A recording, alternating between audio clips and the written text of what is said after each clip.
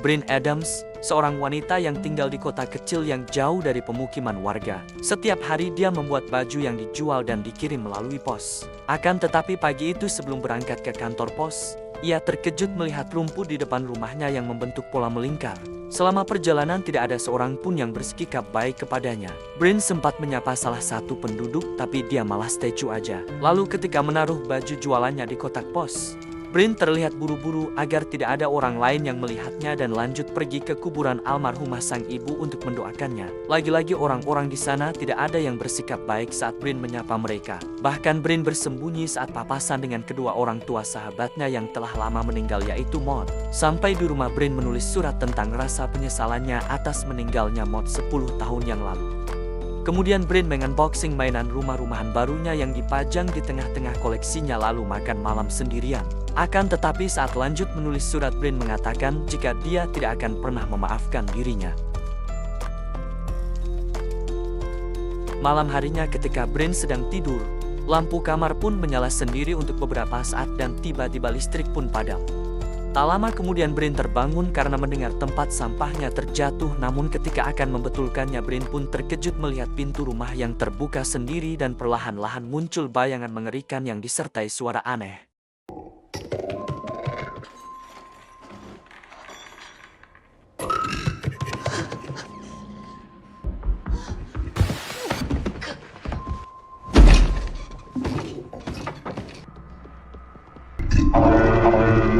Tiba-tiba Bryn kedatangan alien yang memburunya dan untungnya Bryn berhasil sembunyi. Setelah alien itu pergi, sambil membawa korek api Bryn pun turun perlahan-lahan ke bawah untuk menutup pintu rumahnya namun terdengar suara langkah kaki di atap rumah.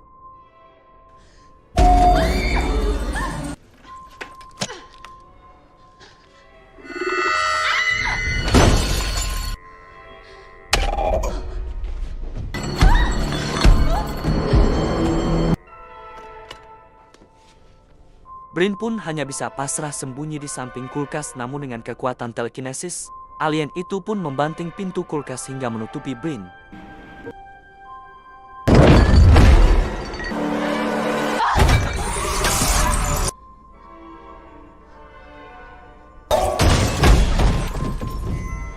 Ketika berusaha kabur dia terhantam pintu rumah yang tiba-tiba terpental ke arahnya. Untungnya Bryn masih sadar dan berusaha menyelamatkan diri ke ruang mainan. Akan tetapi alien terkutuk itu langsung melempar meja diorama lalu menyeret Bryn ke arahnya dan Bryn pun sempat mengambil bagian mainannya yang cukup tajam.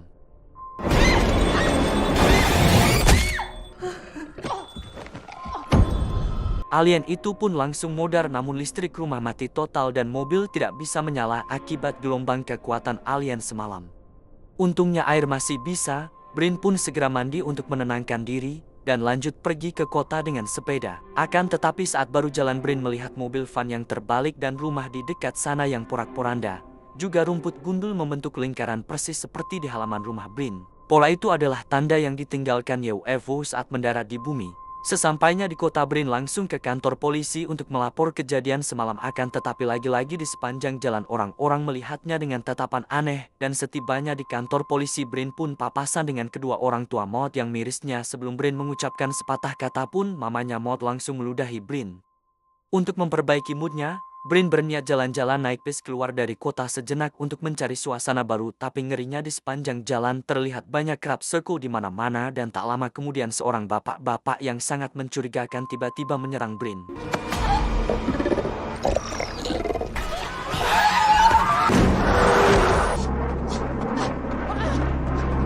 Ternyata sudah banyak orang yang terjangkit alien terlihat dari lehernya yang sudah dijangkiti embrio dan mereka mulai menyebarkannya seperti wabah zombie. Untungnya Bryn berhasil kabur lalu dia berlari ke makam Maud yang tidak jauh dari sana dan berdiam mengenang Maud sejenak. Akan tetapi muncul awan gelap yang sangat tebal dan perlahan menutupi langit kota itu. Di perjalanan pulang Bryn juga melihat sekumpulan orang yang sudah terjangkit alien sedang menengadahkan tangannya ke langit.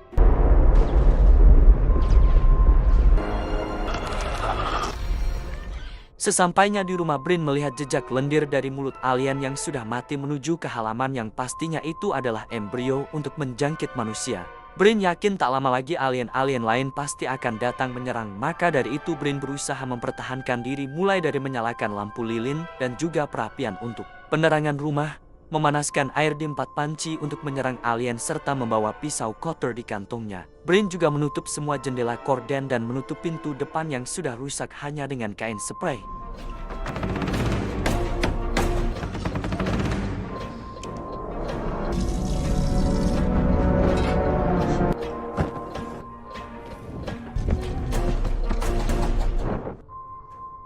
Tak lama kemudian perlahan-lahan paku yang sudah dipasang Brain pun terlepas. Pintu kembali jebol dan terlihat sinar biru yang menarik mayat alien kembali ke kapal UFO di luar. Setelah cahaya redup, UFO pun berusaha mencari Brain di rumah lalu dia segera bersembunyi ke dalam basement dan terlihat ada satu alien datang memburunya.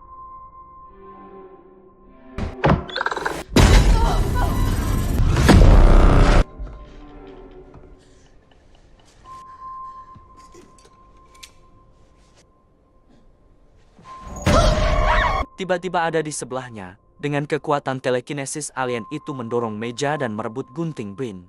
Makhluk itu juga menarik foto masa kecil Brain serta Maud dan sempat terdiam melihatnya. Sedangkan Brain menggunakan kesempatan itu untuk kabur ke lantai atas.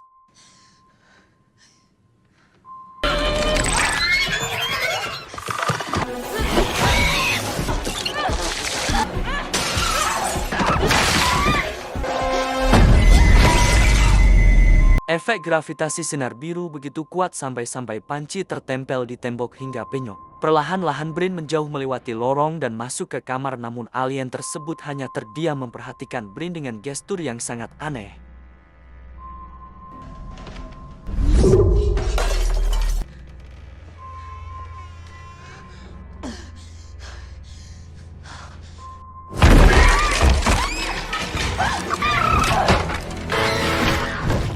Meski sangat ketakutan, tapi Brain terus berusaha melawan dan dia berhasil menghabisi alien itu. Akan tetapi kengerian masih belum berakhir karena di luar ada alien besar seperti laba-laba yang bersiap memburunya. Tak hanya itu, bapak di bus tadi juga datang menyeret Brain menuju ke UFO.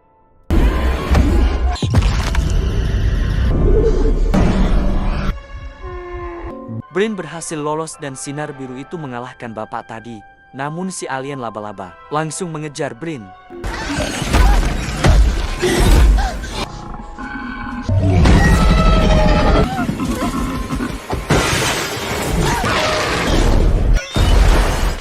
Punggung Brain sempat tersayat alien, tapi lagi-lagi Brain berhasil mengalahkannya. Tak lama kemudian UFO pun kembali datang dan terus mengejar Brain dengan sinar birunya. Tanpa pikir panjang, Brain pun segera kabur ke dalam rumah dan bersembunyi di salah satu ruangan yang penuh surat-surat yang ditulis olehnya untuk Maud, juga foto-foto mereka berdua. Lalu satu alien pun masuk ke rumah dan dia jauh lebih kuat dari alien-alien sebelumnya.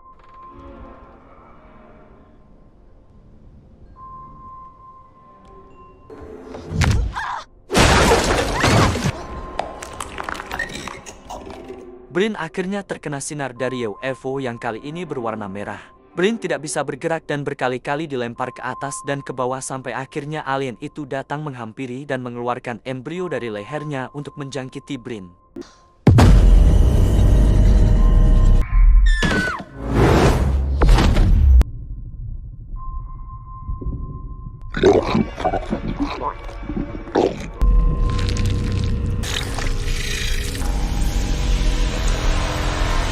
Tiba-tiba Brain pun terbangun dan ternyata itu semua hanyalah mimpi. Dirinya baik-baik saja dan rumahnya juga masih utuh seperti sedia kala. Brain begitu bahagia melihat sekelilingnya, terutama mainan dioramanya yang masih tertata rapi. Setelah itu Brain pun begitu ternyuh melihat Maud yang sudah dewasa datang menghampirinya. Akan tetapi Brain baru tersadar jika Maud sudah meninggal 10 tahun yang lalu, atau dengan kata lain ini semua hanyalah ilusi. Brain pun langsung berusaha mengeluarkan embrio alien dari lehernya dan kembali sadar ke dunia nyata serta berhasil mengeluarkan embrio dari lehernya. I'm sorry.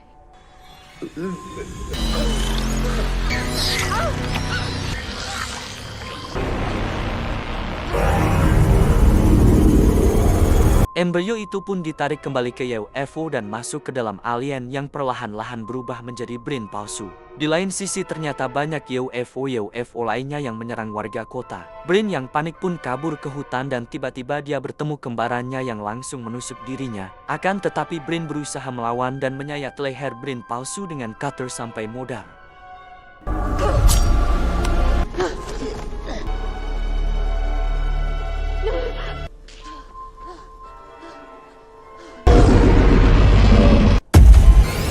Tapi Brain pun akhirnya tertangkap dan masuk ke dalam UFO. Suasana di dalam sana begitu gelap dan terdapat banyak alien yang mengelilinginya. Setelah itu mereka menyentuh kepala Brain dan masuk ke memori masa lalunya seperti Brain kecil yang suka bermain rumah-rumahan bersama mendiang ibunya. Rumah Brain yang sudah dikepung oleh polisi dan terlihat Bapak Maud yang menangis sampai akhirnya kita diperlihatkan masa lalu kelamnya saat Brain kecil dan Maud bertengkar di tengah hutan hingga Brain pun refleks mengambil batu lalu menghantamkannya ke Maud dengan sangat keras hingga meninggal. Insiden itu terjadi sangat cepat dan Brain sama sekali tidak bermaksud untuk melukai sahabatnya apalagi membunuhnya. Dari sini kita pun paham mengapa orang-orang di kota begitu membenci Brain. Namun kejadian itu sungguh membuat Brain menyesal selama bertahun-tahun. Maka dari itu Brain terus memajang foto-fotonya dan Maud juga menulis ratusan surat permintaan maaf setiap dia memikirkan Maud karena rasa penyesalan itu tidak akan pernah hilang dari benak Brain.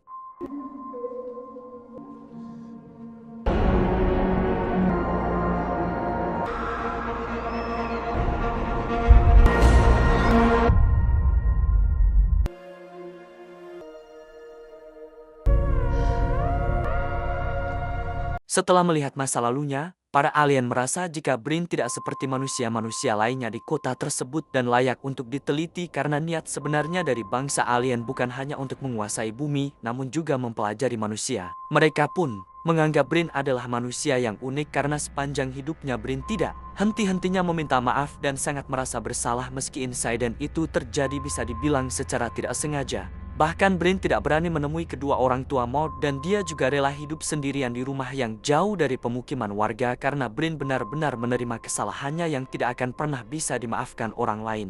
Setelah itu Brain pun dikeluarkan kembali dari UFO dan dibebaskan begitu saja.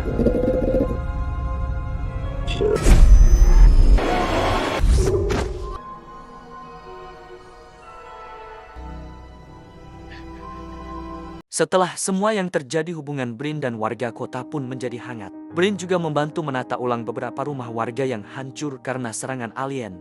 Akan tetapi, ironisnya orang-orang itu menjadi baik kepada Brain karena sudah terjangkit oleh alien. Itu artinya scene ini merupakan sindiran bahwa seharusnya manusia dapat saling memaafkan meski membutuhkan waktu yang cukup lama untuk memahami kesalahan seseorang, apalagi yang dilakukan Brain di waktu kecil sama sekali tidak dia sengaja dan tidak sepatutnya orang-orang yang tidak ada hubungannya dengan insiden tersebut seperti para warga kota jadi ikut-ikutan memusuhi Brain.